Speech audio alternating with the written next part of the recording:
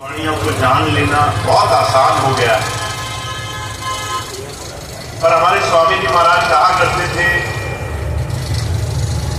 वो धारा जो आपके जीवन में, आपके आचरण में उतर जाए,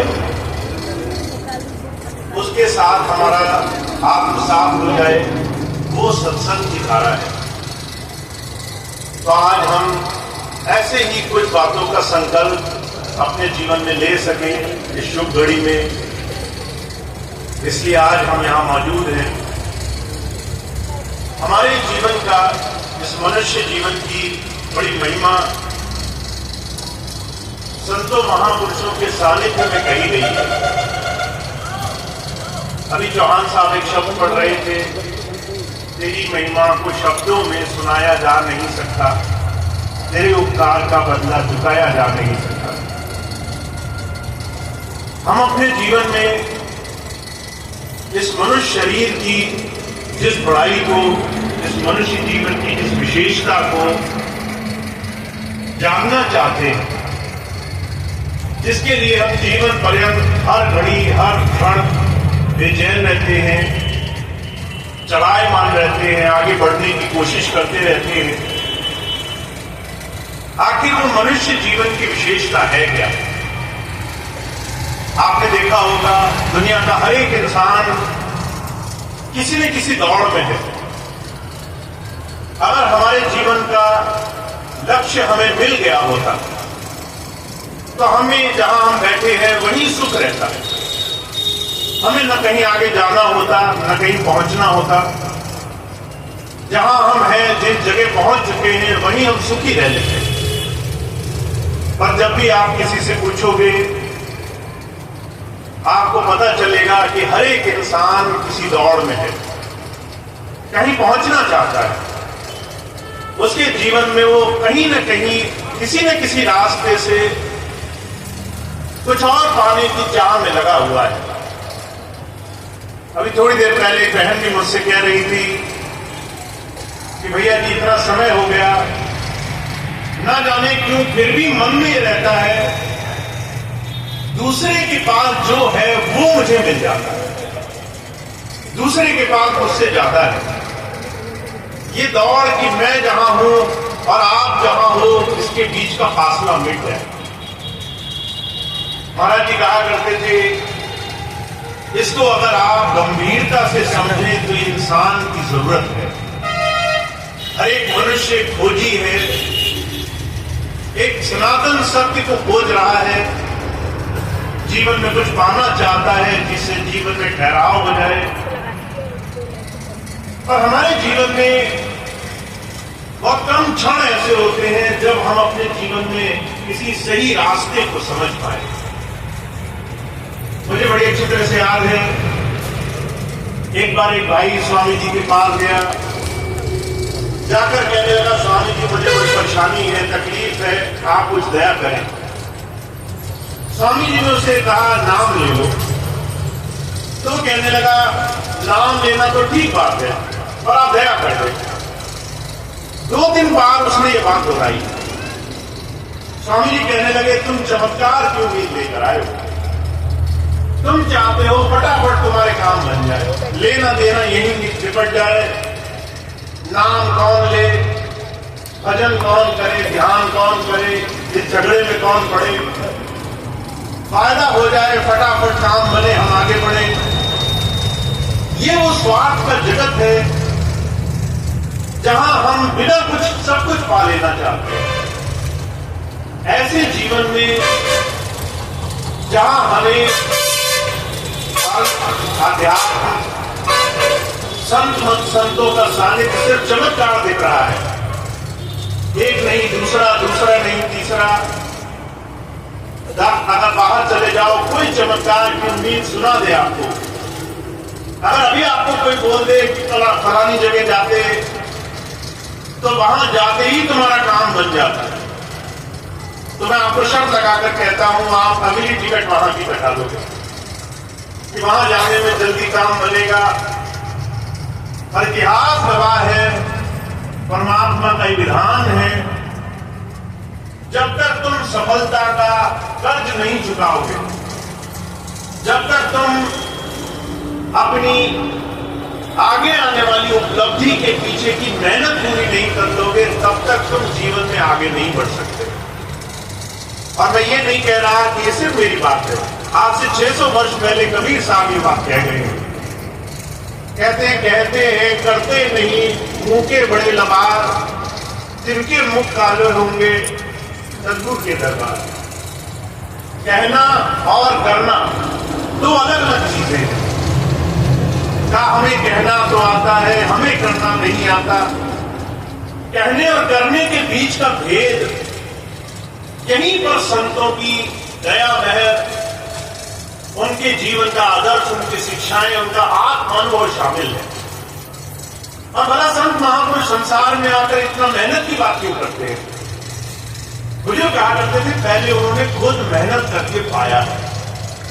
पहले दाता सिख भया जिन तन्मन हर पाशीष, पाछे दाता गुरु भया जिन नाम करी बख्शीश।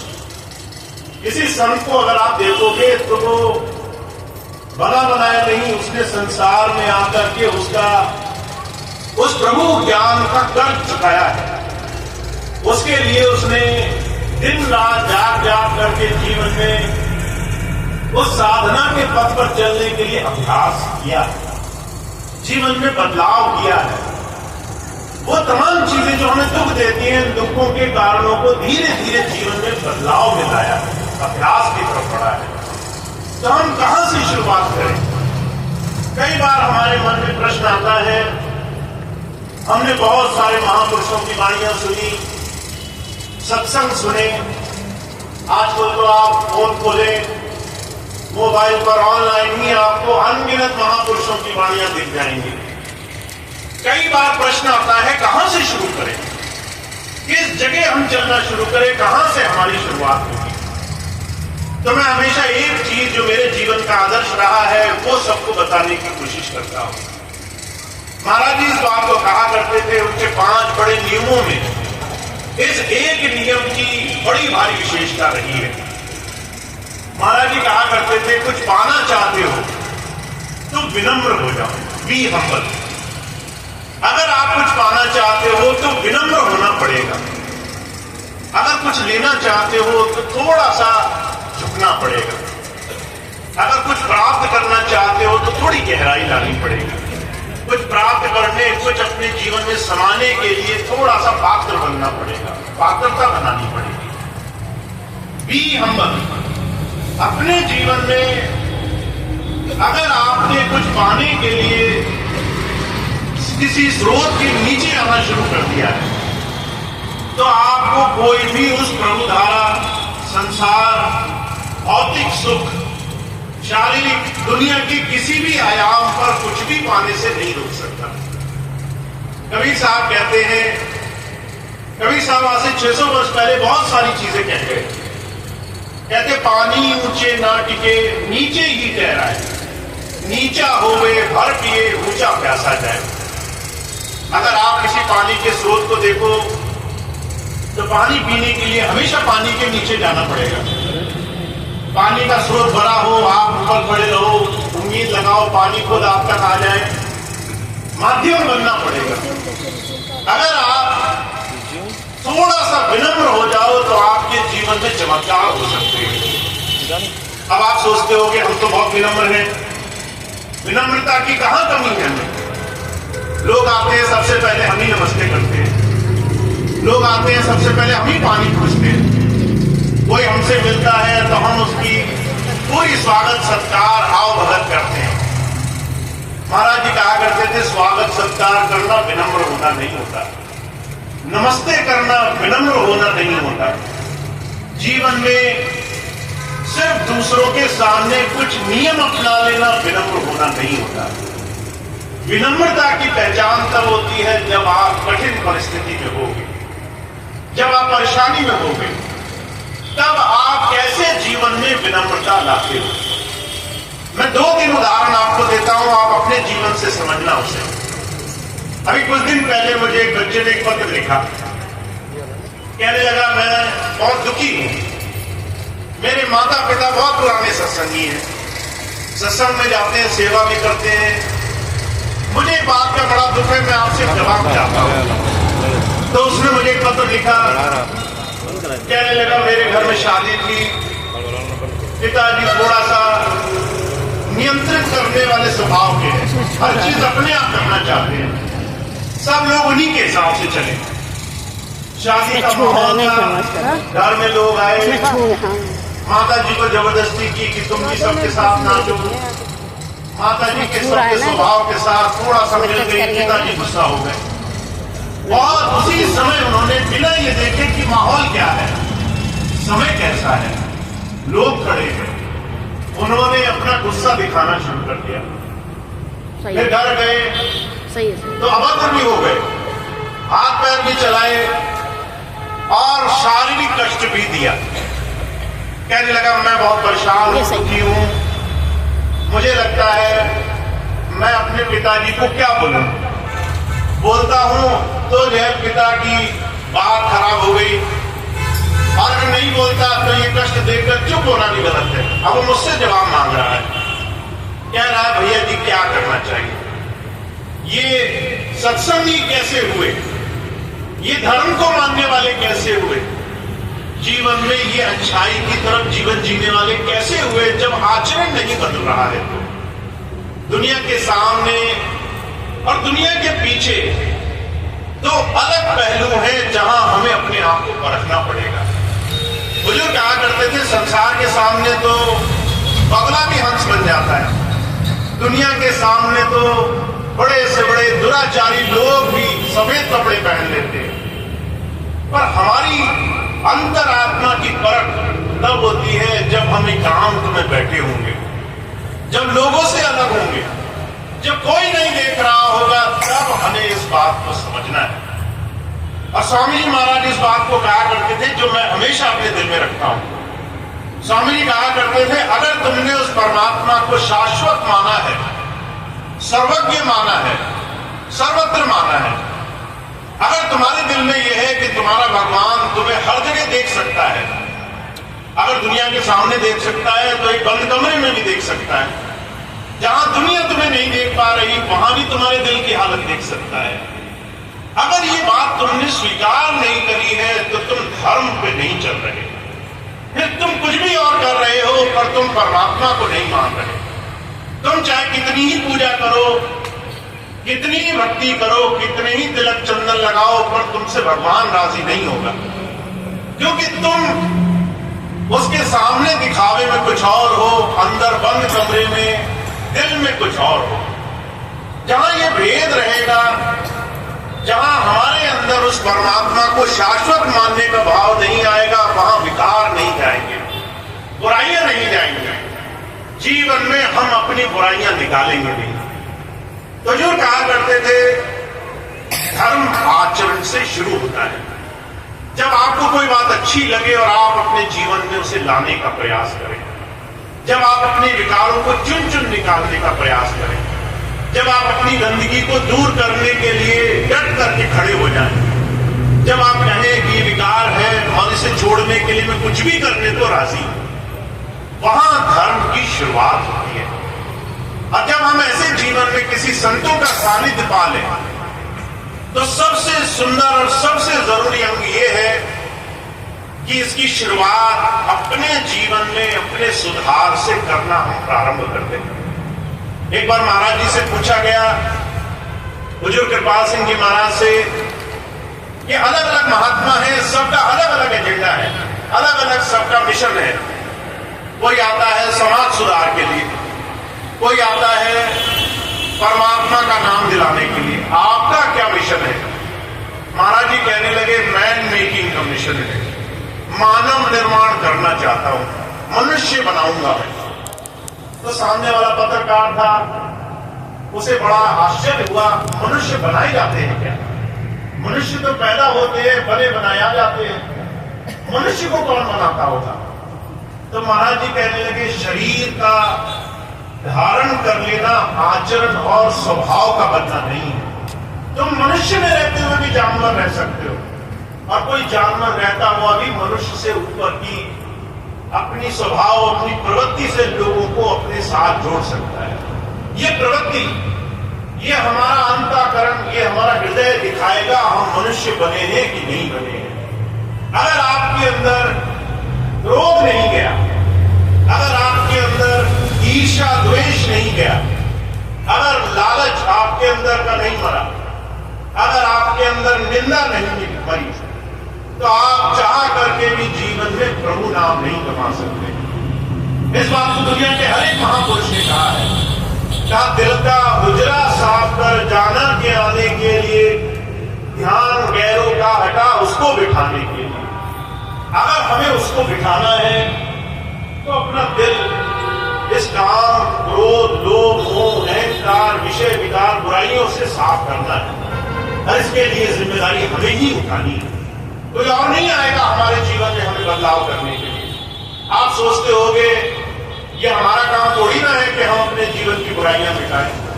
क्रोध आ गया तो आ गया, परमात्मा का दिया हुआ है, हमने थोड़ी ना लाया है।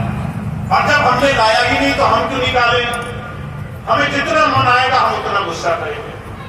और जो कहा करते थे कोई नहीं आएगा आपकी इन विकृतियों को निकालने के लिए। इसके लिए हमें खुद जागरूक होकर के अपने जीवन में अपने आप को आगे बढ़ाने के लिए प्रयास करना पड़ेगा। महाराज जी साहब फरमाया करते थे, एक बार एक नर्स थी जो डॉक्टर में, जो अस्पताल में मरीजों के इलाज में मदद किया करती थी। जब उसने पूरा जीवन काट लिया, जब वृद्धावस्था में आ गई, जब जो है वो ऐसी स्थिति में पहुंच गई कि कभी भी जा सकती है शरीर छोड़ करके, तो एक जो है बच्चे ने उससे पूछा कि तुमने तो सारा जीवन सेवा करी, तुम्हें क्या लगता है कि तुमने जीवन अच्छा किया? तो वो कहने लगी, मुझे कुछ चीजों की ग्लानि है, कुछ चीजों को मैं सोचती हूं मैंने अगर कर लिया होता तो अच्छा रहता। अब उस बच्चे ने पूछा वो कौन सी चीजें हैं? वो कहने लगी, अगर मैंने लोगों से नफरत कम की होती और स्वार्थ करके जो मैं लोगों को अपना दुश्मन मानती रही, अगर उसकी बजाय प्रेम किया होता, क्षमा किया होता तो अच्छा रहता। अगर मैंने सारे लोगों के अंदर और अपने खुद के नजदीक के लोगों के अंदर भेद न किया होता तो अच्छा रहता। दुनिया के सामने मैं अच्छा बना रहा, घर में आया तो मैंने अपने अधिकार, अहंकार वश बड़ा गलत व्यवहार किया, वो नहीं किया होता तो अच्छा रहता। अगर मैंने अपने घर से सेवा शुरू की होती तो अच्छी रहती। मैं बाहर अच्छा बना रहा, मैं अपने घर में लोगों को परेशानी देता रहा। तो जो कहा करते थे, अगर आप उस परमात्मा की, अगर आप जीवन की सफलता की बात करते हैं तो शुरुआत होती है वहां से जहां पर हम खड़े हैं, जहां हमने अपने जीवन को सुधारना शुरू करना है। तो जो कहा करते थे विनम्र हो जाओ। विनम्रता की शुरुआत जब होती है तो सबसे पहले आपको अपने अंदर की तमाम जितनी भी अंदर भरी हुई मैल है उसको निकालना पड़ता है। आपके अंदर सबसे पहले चोट लगेगी, सामने वाला आएगा आपसे नाराज हो जाएगा। जब नाराज होगा आपको प्रतिक्रिया करने का मन करेगा, कोई आपको बुरा शब्द बोलेगा, आपका मन करेगा कि मैं भी दोष सुनाता इसको, पर वहां आपको विनम्र हो जाना होगा। क्योंकि जिसको आप खुद निर्णय नहीं लेते वहां परमात्मा आपके काम बनाने के लिए राजी रहता है।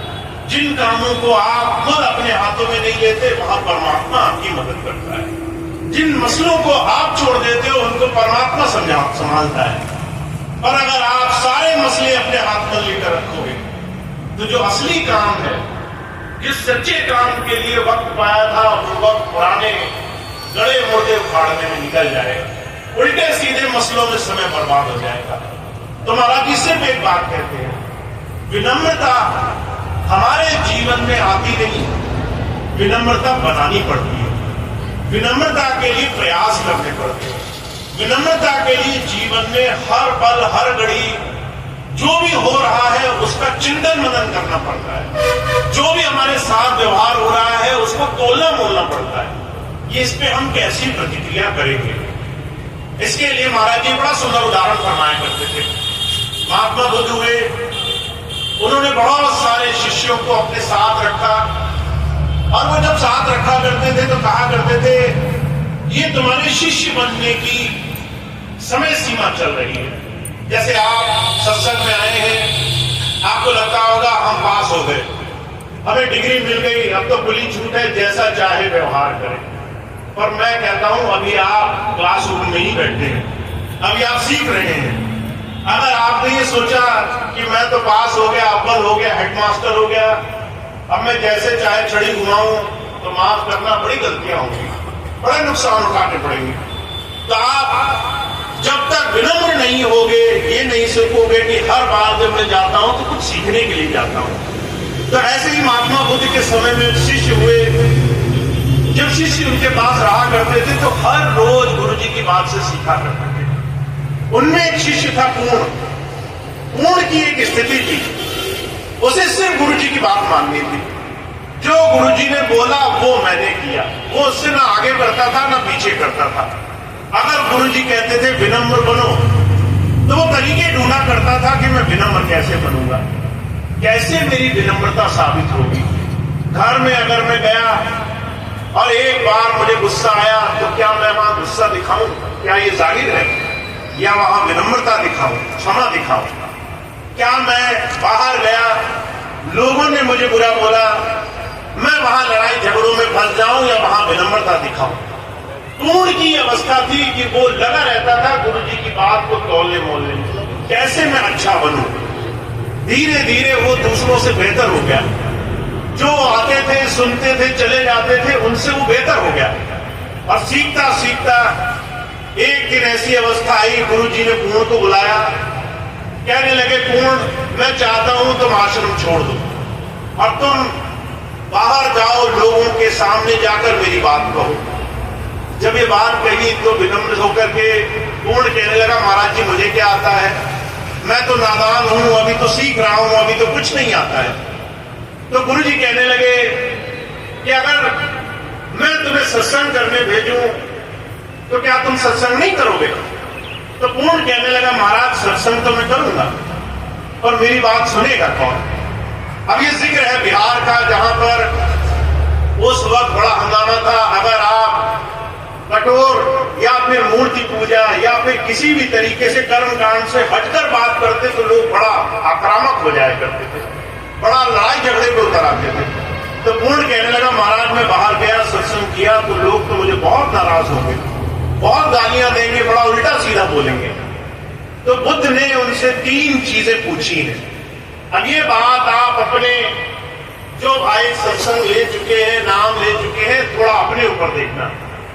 बुद्ध ने 3 चीजें पूछी, कहने लगे ऐसा करो, मेरे कहे से जाकर के वहां सत्संग करो, और फर्ज करो जब तुम सत्संग करने गए तुमने गुरु जी की बात बोली, थोड़ा कर्म कांड का विरोध किया, थोड़ा सा लोगों को सच बताने की कोशिश करी। अब जैसा मैंने आज भी देखा, बहुत से लोग क्या करते हैं, स्वामी जी के पैर छूते थे, बात अलग है, अब स्वामी जी की पैर तस्वीर के भी पैर छूने लगे।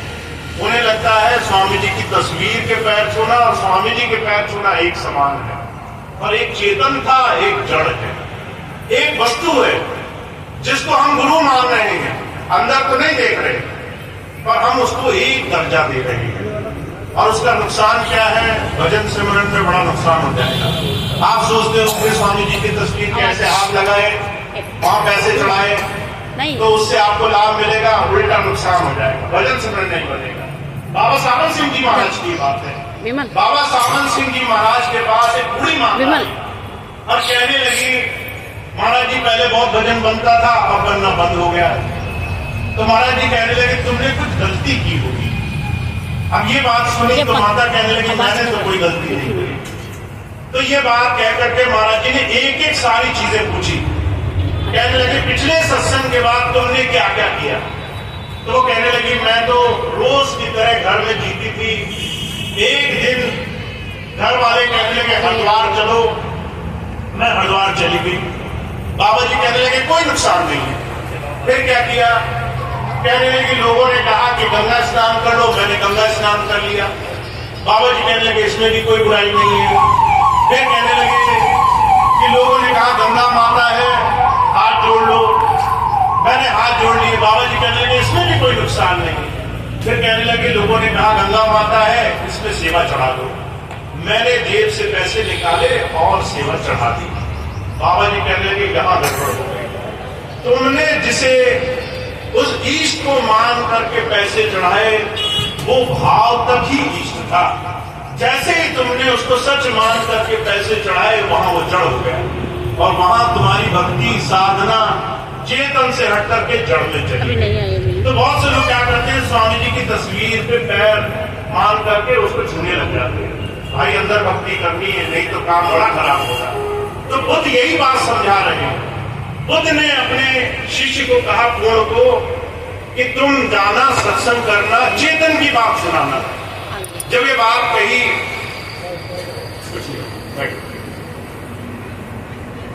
तो ये बात जब कही तो जो है बुद्ध कहने लगा महाराज मैं जाऊंगा तो लोग बड़ा नाराज होंगे, लोग कहेंगे तुम कर्म कांड छुड़ा रहे हो। तो बुद्ध ने कहा मैं 3 सवाल पूछता हूं। अगर तुम गए और लोगों ने तुम्हें तुम्हारे सत्संग को सुनने के बाद नाराजगी जाहिर की, आ करके बुरे बोले शब्द बोले, बड़े बोले मारे, तो तुम क्या करोगे? तो बुद्ध कहने लगा महाराज मैं तो बड़ा गरीब आदमी हूं, मैं क्या कर सकता हूं? मैं तो मनी मन शुक्र मनाऊंगा, धन्यवाद करूंगा आपका। अच्छा हुआ ये लोग गालियां निकाल रहे हैं, कम से कम गाली ही निकाल रहे हैं। अगर ये पीटने लग जाते मुझे तो कितना बुरा होता। जब ये बात कही तो महात्मा बुद्ध बहुत खुश हो गए। कहने लगे विनम्रता का भाव आ गया, लड़ने नहीं गया। जिसने जो है दूसरे को क्षमा करके अपने गुरु से प्रार्थना कर ली उससे अच्छा क्या है। दूसरा सवाल पूछा बुद्ध ने। कहने लगे अगर वो तुम्हें मारने ही लग जाए फिर क्या करोगे? तो कहने लगा महाराज मैं तो आप ही के सामने विनती करूंगा कि बड़ी आपकी दया मेहर है, सर मार रहे हैं, जान तो नहीं ले रहे मेरी। अगर मेरे को जान से ही मार दे तो मैं क्या कर सकता हूं, मैं तो अकेला आदमी हूं। जब ये बात कही तो बुद्ध और खुश हो गए। तीसरी बात पूछी, कहने लगे अगर जान से ही मार दे तुम्हें तो क्या करोगे?